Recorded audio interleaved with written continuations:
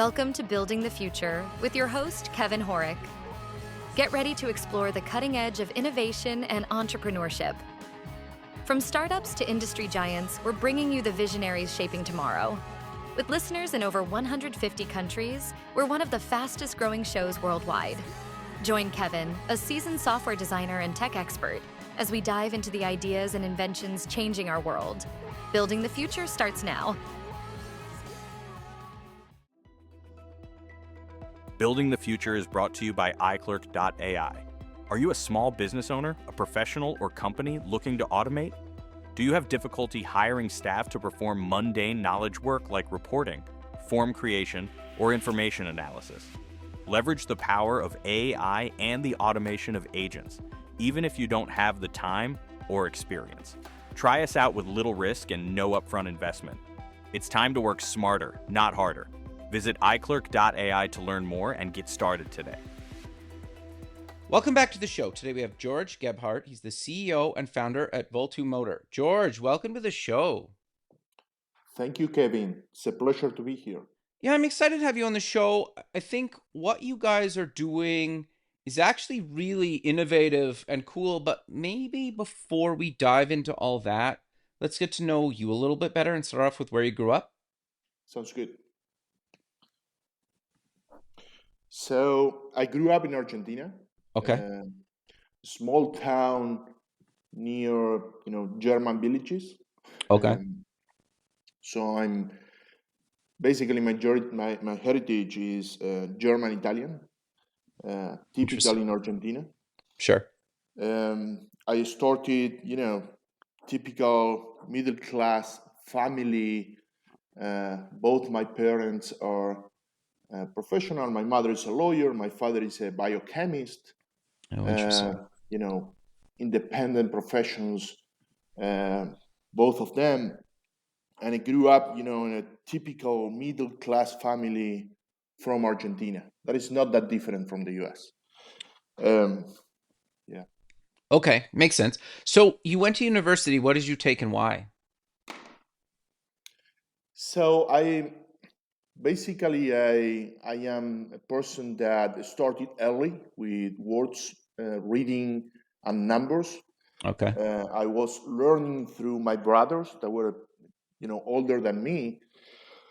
And when university came, my plan was actually to come to California to go into medical school.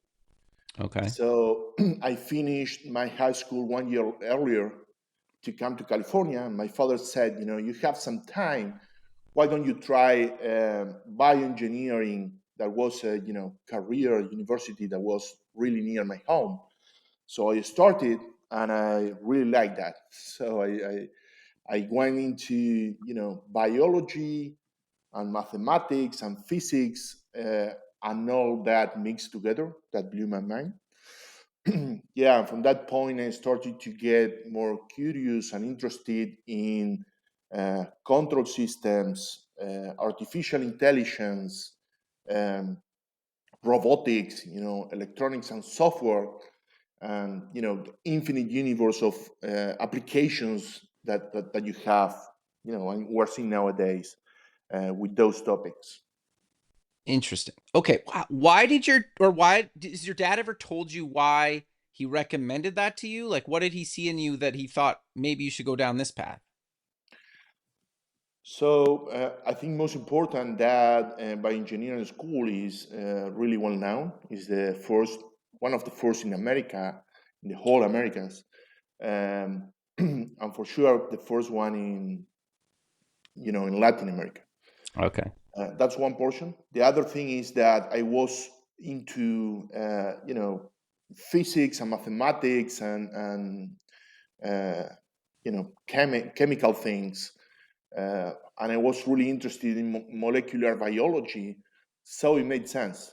It made sense to me. Yeah. So and to tell the truth, I was going into medical school, and this is a mixture of whatever I do or whatever I was really good for. That was essentially mathematics and numbers.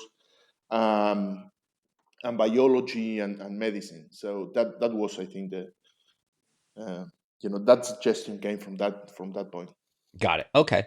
So you get out of school. Walk us through your career until Baltimore. Yeah, so I started basically doing research, academic research, Okay. couple of different universities and teaching, right? So my career started doing research in autonomous vehicles paired with brain-computer interfaces. Oh, Um, interesting. yeah, so from that point and with my interest in control systems, I started to develop an interest in anything that is electrical drives. And I decided that my world wasn't actually academic, was more on the private entrepreneurship.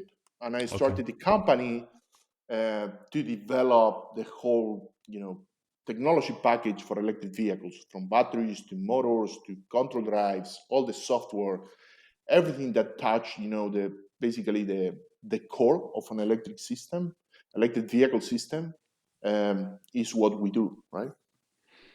Sure. Okay. So obviously going from like building all that stuff is pretty complicated. So walk us through the early days of where did you start until where you are now, because you've been at it a long time, and let's kind of cover the whole journey. Yeah. So we started. I started actually developing the basics of the control drives and the motors. At the early beginning was researching of what we had out there. There was Okay. nothing, essentially. So little few companies doing semiconductors were actually developing semiconductors for electric vehicles. So I started developing the control drives, the motors, perfectioning that, um, applying that into electric motorcycles. That was, the most easiest application for an electric powertrain. At least it looked like at that time. And then we developed our battery module system and our battery pack system. And eventually, we developed a patent for um, three-phase AC fast charging uh, with the bidirectional inverter that takes care not only of propelling the motor, but also of doing the fast charging of the unit. And that was very important for us because we were reducing one part of the complexity of the hardware. We don't have an onboard charger, essentially. We have only one unit that is a bidirectional inverter, and that helps a lot, especially for fleets on the business that we are right now. Okay, so how did you make that transition to fleets? And then I want to dive a little bit. Are you building your own vehicles, or are you taking existing vehicles and adding your tech? Let's walk through that. So yes, we were going through that process of applying our technology to electric motorcycles, and we recognized that actually what we were good for was the technology, right? So we didn't want to go out there and just develop a motorcycle brand. It was too Right. much effort for something that wasn't the core of the company. So we started to focus only on the technology. We went through different things, but basically we started to develop powertrains for commercial vehicles. Okay. That's what we did, and battery systems and understanding the whole ecosystem. Um, we understood that that was a segment that was coming on the early days, and that biggest factor of CO2 emissions on the transportation. So that was the focus that we went to. So coming to this, we always knew that scaling the company was something that was going to happen in the US. Okay. Much easier to do it in the US than do it in Europe or China. It was like the three main places where this is happening. Um, and coming into the US, we focus on the class 3 market, essentially work pickup trucks that Okay. you have here in the US. Those work pickup trucks, class 3, that is a F250, F350, F450, is something that is peculiar to the United States. You don't have that kind of trucks anywhere else. And that is really interesting because nobody's actually targeting right now that segment. Interesting. OEM automotive companies are trying to deal with the consumer part of the business that is selling cars or luxury pickups to individual buyers, but they don't want to mess with the commercial vehicles yet. So we're going towards that. And what we're doing is we're actually selling new vehicles based on standard chassis from these automakers. So we purchase the chassis, we purchase let's say, the truck, and we install our powertrain system. That's what we do. And then we sell Ah, the entire vehicle to fleets. So we are focusing on large contracts with medium to large fleets right now at the beginning.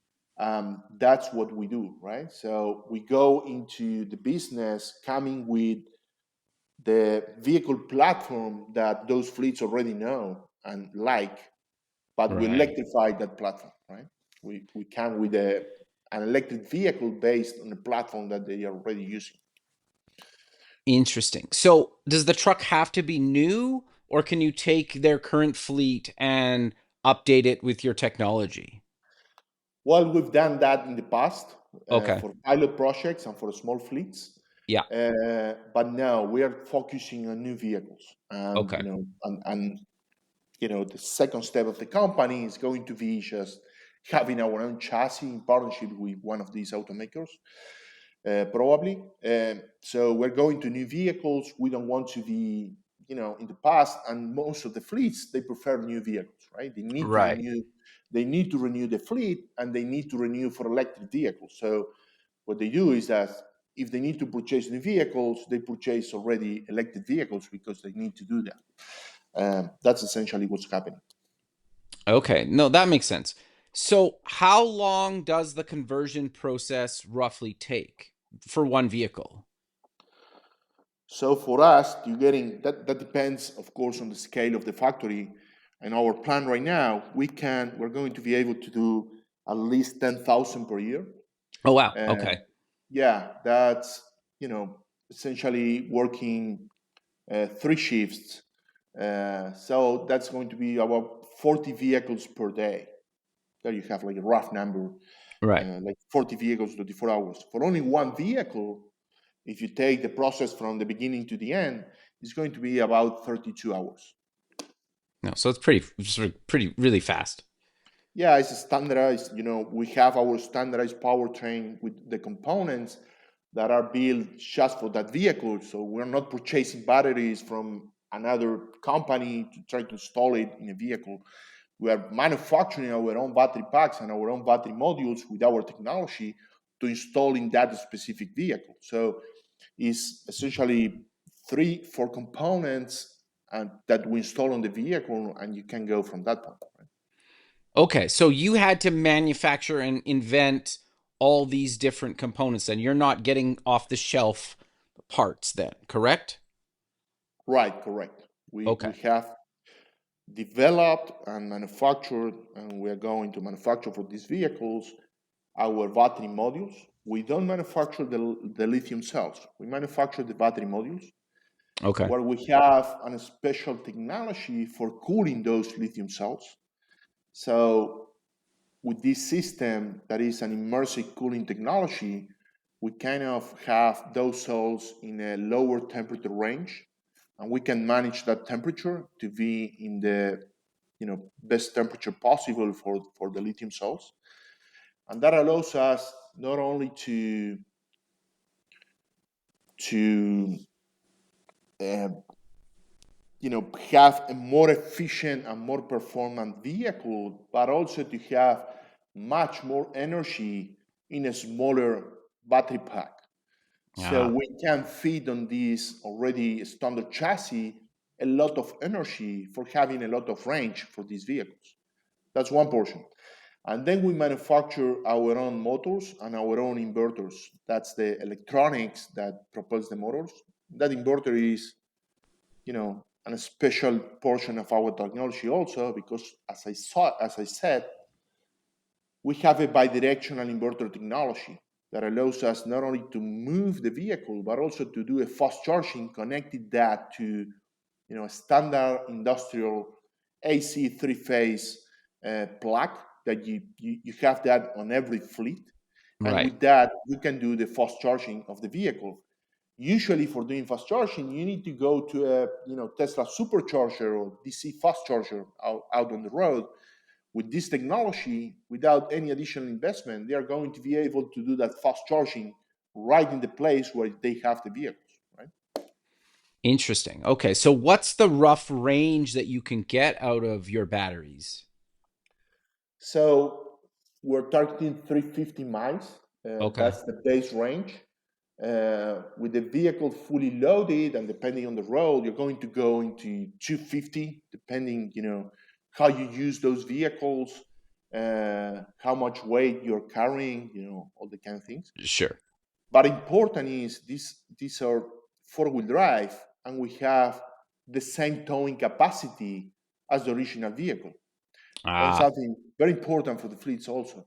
They can tow the same way that the original vehicle can tow because we have not only the power, everybody has the power on the motors. We have the power on the battery pack because of ah. our technology. Okay, and then how long does your fast charging take? For this vehicle, it's going to be less than an hour. So Okay. 45 minutes, 40 minutes, 30 minutes, you are at 80%, you can just go. 45 minutes, you are almost 100%. Then, Okay. as in the last portion of the charging, you have the balancing of the cells and the balancing of the modules. That takes a little bit longer. But usually, if you are in a rush and you are going to do fast charging, you go to 80 to 90% and go, right? You don't wait till that last portion is completed. Makes sense. So I'm curious that, like, why wouldn't a company just go buy a bunch of electric pickup trucks or whatever from a manufacturer, as opposed to basically buying a gas powered vehicle and then letting you guys convert it? How does that work? So first of all, they don't buy a gas vehicle. We deploy the whole. They purchase the whole vehicle from us. Okay. Okay. So they don't need to mess into that. We just purchase. We must purchase the chassis. We install our powertrain, and we sell the brand new electric vehicle to them. Right. Okay. Uh, that's the business model. What's happening is that, as I said at the beginning, no of these automakers that are manufacturing gas work work pickup trucks in the class 3 segments are manufacturing those in electric versions. I So see. we're the first one and the only one that is right now have uh, you know a class 3 work pickup truck. That's what's Oh, happening. okay. Fair enough. That makes sense. So I want to dive a little bit deeper into, do you guys have your own kind of software that handles the vehicle, or how do you guys kind of handle the software side of things, or do you not do that at all? We do the entire software stack for the whole vehicle. So Okay. we do the software for communicating to the vehicle. We do the software for as a gateway for communicating the data to the cloud of our powertrain system. And we have our own software integration on every level of the technology. So from high level software for communicating with the vehicle and the cloud, and really low level software for dealing with the microcontrollers that are controlling the motors themselves, right? And the battery packs and measuring each of the lithium cells to be, exactly equalized where they need to be. So we manage the whole technology, and that's, you know, truly, I think that's the most important factor of Voltu as a company. we have an integrated solution. We deal with the whole technology package, and we are not purchasing components or software packages from other companies, and that makes electric vehicles much more reliable and much more easier to deploy. No, that makes a lot of sense. So I'm assuming then, are you doing like predictive maintenance and you can basically detect problems that are going to be coming up because you have all this data? Is that a fair statement? That's the first statement. What we do is we collect all the data. We're now starting to do computational tasks on the vehicles themselves, but usually what we do is we analyze all the data on the cloud to detect, and prevent failure and prevent things happening in the future, right? So, and that's increasingly becoming easier to do with artificial intelligence and computing power. Yeah, interesting. So, can you maybe give us some examples of things that you can detect for? Because I'm assuming, obviously, if I'm driving one of these vehicles and I'm going up and down hills all day long, obviously that's more wear and tear than if I'm driving on flat road. And you could say, like, okay, this vehicle's going to need maintenance earlier than this other vehicle. Is that kind of fair to say? Yeah, but going deeper into the technology, just easy example, we can see what's happening with every string of lithium cells on the battery pack, for example. Oh, So we can interesting. understand how you're using that, the temperature profile of those cells, and how those cells are degrading over time. So with that and models, we can predict when is going to be the end of life for that battery pack. That's the kind of things that we can do. We can understand if those cells are becoming increasingly unequalized between each other. If that happens, that not usually happens, but if that's happening, you have an issue in the battery pack. So that kind of things we can analyze in the cloud, very deep on the technology. We have more than 200 sensors throughout the powertrain, um, measuring pressure, measuring temperature, measuring voltages of all the lithium cells, measuring currents, and all the kind of variables that you have on an electric powertrain. And that's something very different from internal combustion engines. You Right. have a powertrain that is more converged with the digital era, right? So you have all Right. that data and you can use that data. Yeah, no, that's actually really interesting. So, how hard is it, or how long does it take to actually change out a battery if needed? If you need to change a battery pack, Yeah. just couple of hours. Okay. So, yeah, not very long. No, very long. Okay. So, I want to dive a little bit deeper into, are like, how much more of these vehicles are you going to be like building new tech for? Is it basically what you have currently, or are you gonna keep kind of branching out and going kind of further in? Because I think there's a lot of stuff that you guys could potentially do, especially when you're going after fleets. There is a lot of stuff that you can do, of course, with electric powertrains. As a startup company, we're going to go deep and deeper into class 3 right now. So it's commercial vehicles, Yeah. class 2V, 3, maybe 4, but go deeper and deeper into that. Okay. We think we can do, uh, we can have our mark on that segment particularly, and then move to other segments or mass volume, larger volume segments like consumer pickups or things like that. Okay. But in the next 3 years, we're going to be focused on the class 3, just the class 3. Okay. Got it. Okay. No, that makes sense. So I'm curious, how did you basically fund the company? Did you self fund? Did you raise some money? Because obviously prototyping some of this stuff early on is not the cheapest stuff in the world to do. Sure. Well, we funded the company. We started the company. Of course, we put some money in. Okay. I joined. My first partner was my brother. Okay. He invested some money. Um, we started the company from that point, started to poach, and have a bunch of engineers from the university that I had near me at that time, and started, just doing technology. If you go to the basic technology of building an inverter, it's not that expensive for doing the Okay. basic research. And at that point when we started, there was nothing. It's not that we were purchasing, heavy machinery for testing this. We started with understanding what semiconductors we need to use for doing those inverters and the intelligence in the vehicle and that kind of things. Then we had, friends and family investing in the company. Then we had Asian angel investors. Then we had venture capitalists. So that's how, typical startup company. Okay. And then do you want to walk us through the prototyping phase of this? Because did you build a lot of that stuff with off the shelf kind of parts to the beginning and then kind of manufacture your own, or walk us through that journey? Yeah, we built a lot of that prototypes, Okay. and that's because at the time in Argentina it was really hard to get parts from other places, right?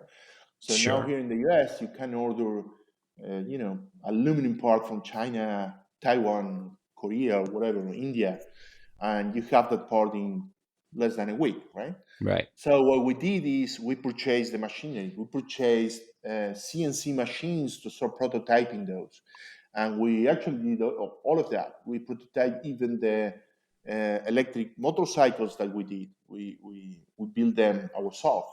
And of course, you need to have really talented people for doing something like that. But we learn from the very basics of the technology, and that's something I think different from Voltu than other companies. Yeah, no, that makes a lot of sense. So how have you found though, because when you're developing your own parts, just like getting like mass producing some of those things, right, can be a challenge because you need all these materials from different parts of the world. How have you kind of managed that supply chain? And then I'm assuming all this tariff stuff is going to be a, add another layer of complexity for you guys. Yeah. Yeah. Yes. Yeah. Yeah. Uh, Let's start with the first question. We managed that from the very beginning. We knew that lithium cells was the key supply for the company. So I, at that point, was the only place where you could get actually lithium cells fast was from China, right? Okay, And it is like that nowadays. Also, you have Korean companies, of course. You have Japanese companies, but uh, if you're going to have a reliable source fast, you go to China. okay, And we did that. I started traveling to China, knowing different companies, starting testing different lithium salts, um, starting to know the ecosystem. Now it's very clear who are the ones manufacturing high quality lithium salts. At that point, was actually was a bunch of different companies. Most of them don't exist anymore. That were doing the beginnings of lithium cells manufacturing. Small companies came from China, and it was really hard to get cells from LG or Panasonic, or right. it's actually hard nowadays.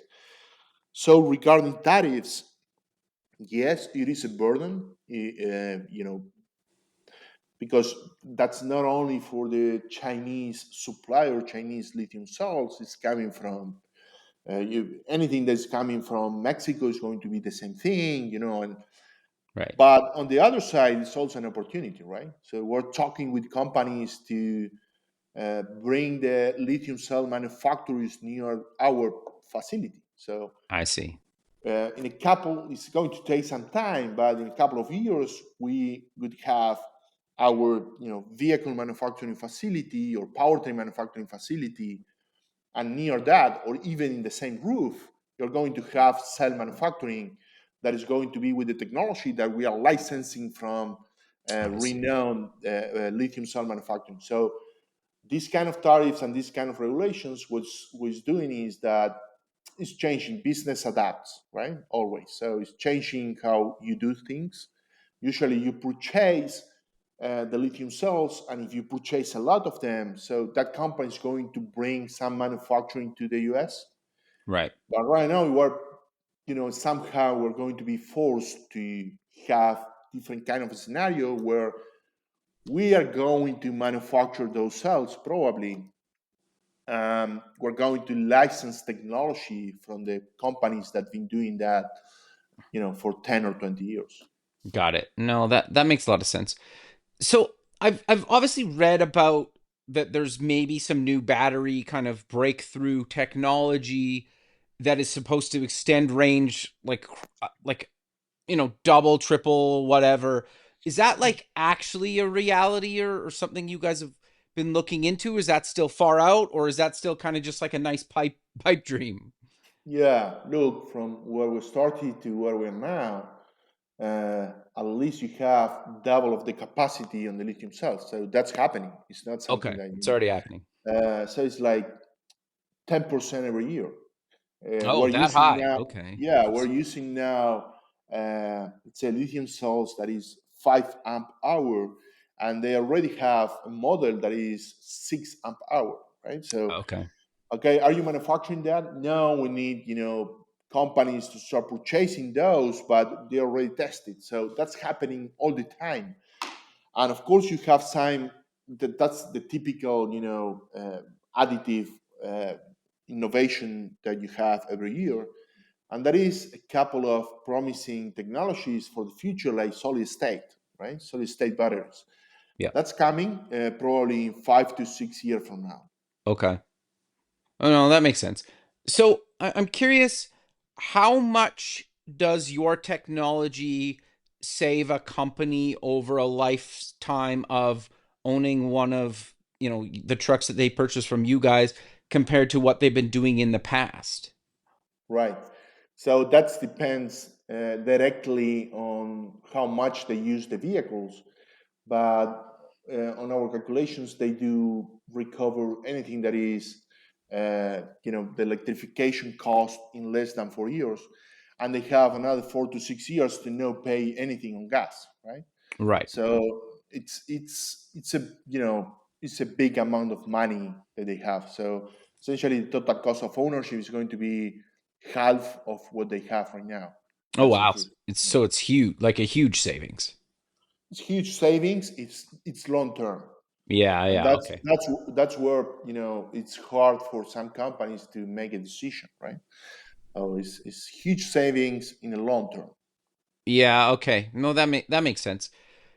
So, walk us through some advice that you would maybe give to people, maybe that are not necessarily in the same space, but are trying to build physical products, whether it's for vehicles or not, because what you're building is like very complicated, right?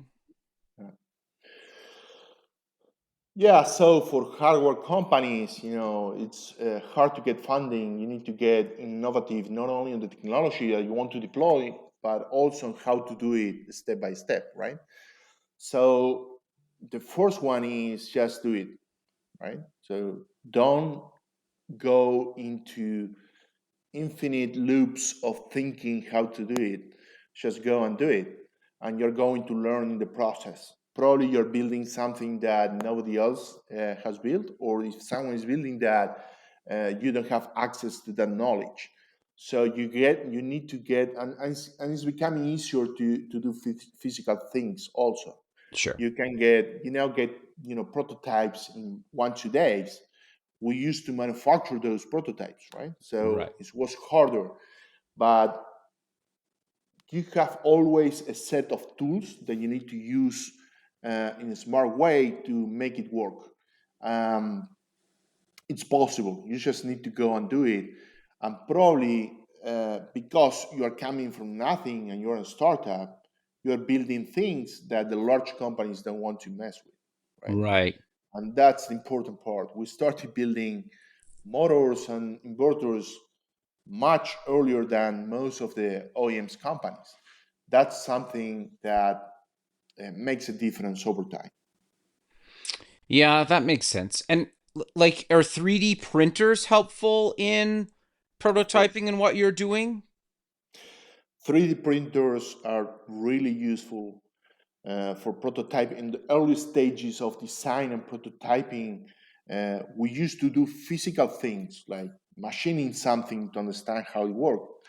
Now you have 3D printing for a lot of different stuff. It's useful that you can just test the part to understand how it's going to work. If 3D printing is very important, CNC machining is very important. It's actually expensive in the US, it's expensive in Europe. It's not expensive at all in Asia, right? Not Mm, expensive. So okay. that's, yeah. They got to manage that technology in a different way than you have here. But you have a lot of different companies. Even we're in LA, right? In LA, you have companies doing metal sheet prototyping and small batch. You have CNC machining. You have 3D printing everywhere. You have metal 3D printing, right? So now you can have a Right. metal part printed instead of machine, right? So Right. yeah, technologies are helping a lot. Bring that barrier down and down, as you know what happened with software, right? When Sure. software started to be like, people started to prototype software faster and easier with a lot of different tools and languages. It started to be easier, so now you can fund, a software company with $10,000-$20,000. Yeah. You That's fair. know, in the past, it wasn't like that. uh, Yeah. the With same is AI, it's happening probably even with, cheaper. yeah, right. So the same is happening with hardware.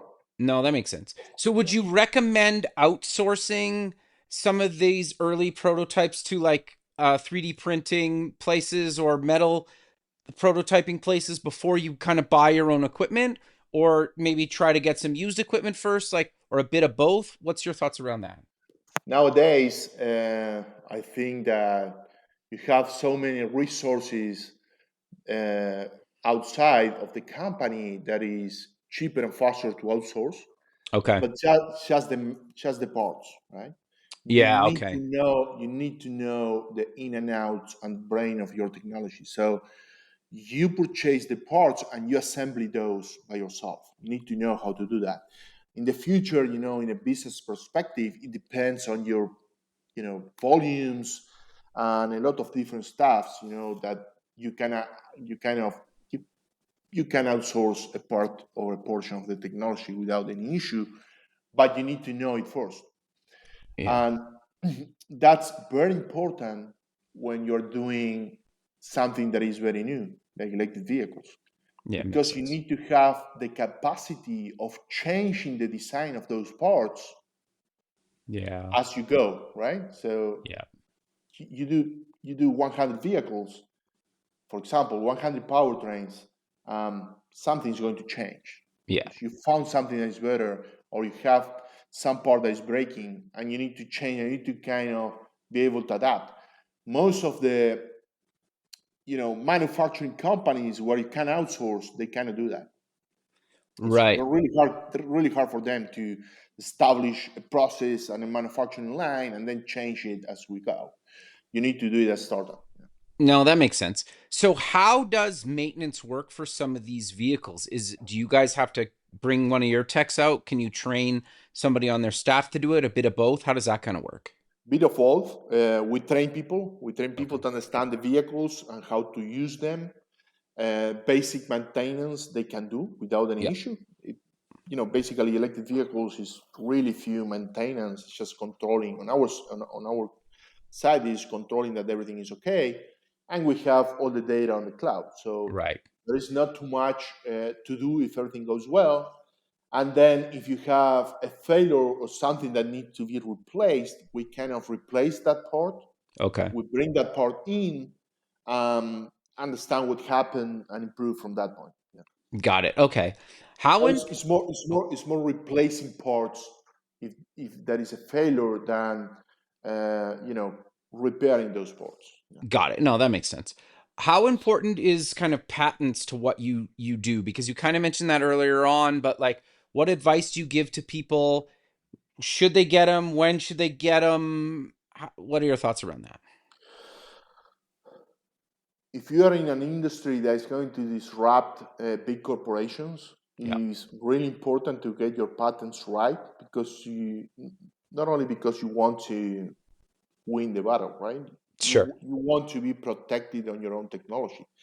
It's easy for a big corporation to go and have an, let's say, copycat some portion of your technology, and then say that it's their technology, right? Right.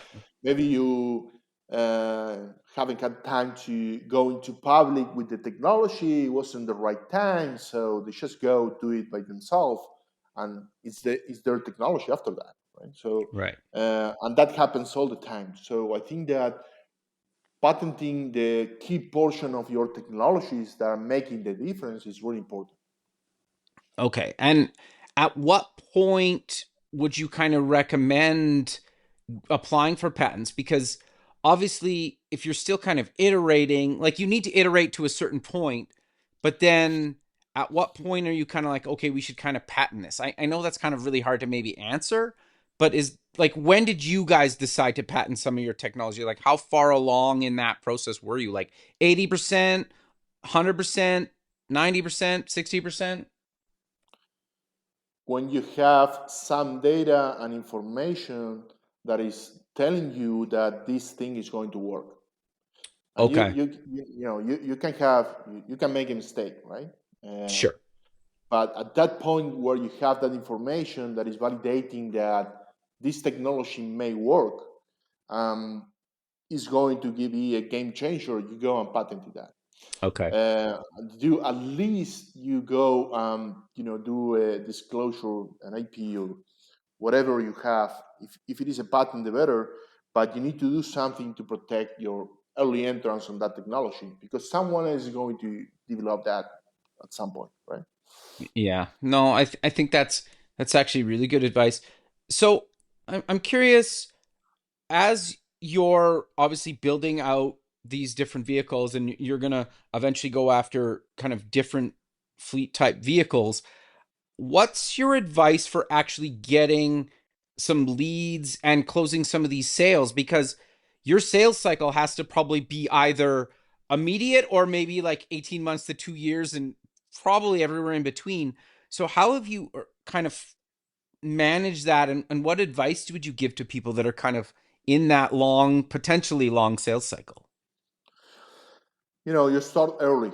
As soon as you have some data to prove your technology or your product, you start doing that. There is always you have early adopters Yeah, because of different reasons. You need to go and do the kind of innovative deals that is going to bring them some comfort on the deal you're doing, but it's going to also bring you the traction that you need to scale, right? Especially if you're scaling a technology where you need millions of dollars to do that scale up. sure. Because doing that's the thing about physical things. You need money for building them. Yeah. So as soon as you have that data, let's say early prototypes, pilot project, usually pilot project, Okay. and you start really early, try to close those deals, because you actually learn in the process also, right? Sure. How did you go about finding some of those early pilot projects? Did you through connections? Did you cold call? Walk us through that. So when you go into that phase, you usually have someone in the company that knows other companies, right? So Sure. you start calling them, just calling, doing. You need to sell, yeah, right? You need to sell. So you go and start calling companies, understanding what they need, if they want to do something, which kind of product. You have some time to tweak your product in between. That's why you start early and you go and do it. We did that in Argentina. We did that in the US. You start calling them, understanding the ecosystem, contacting similar companies that have different edge that they can do something like that. Going into dealers that are dealing with, in our case, with electric vehicles, understanding what they need and what they want, and when is the proper time to actually do a deal with them.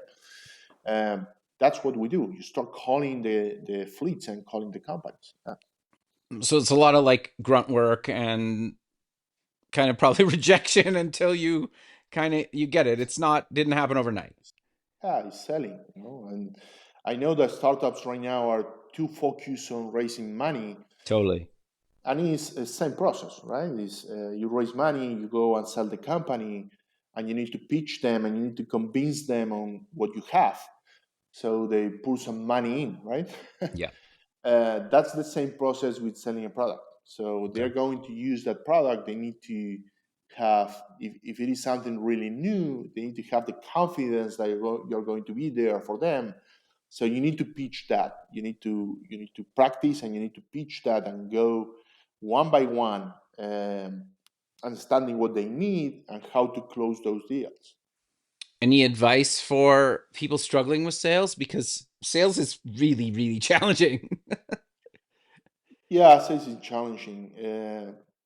You know, if you're sure of what you have and there is a need on the market, even that, because the challenging part is that sometimes the market don't know what they need, right? Yeah. Um, so at that point, if you really trust on what you are doing, it's just resiliency. You need to keep going and keep being rejected till you have the first one. No, yeah, I think that's really good advice. But we're kind of coming to the end of the show. So how about we close with mentioning where people can get more information about yourself, the company, and any other links you want to mention? So, of course, you can go and look for us at LinkedIn, but you can also go into our webpage that is voltomotor.com. You can find us there. Just give us a call if you need something or if you want to do something together. We're very open for new businesses right now. Perfect, George. Well, I really appreciate you taking the time out of your day to be on the show, and I look forward to keeping in touch with you, and have a good rest of your day. Thank you very much, Kevin. Same for you. Thank you. Okay, bye.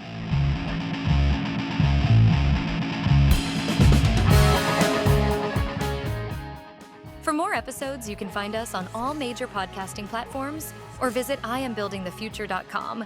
Join us next time and keep building the future.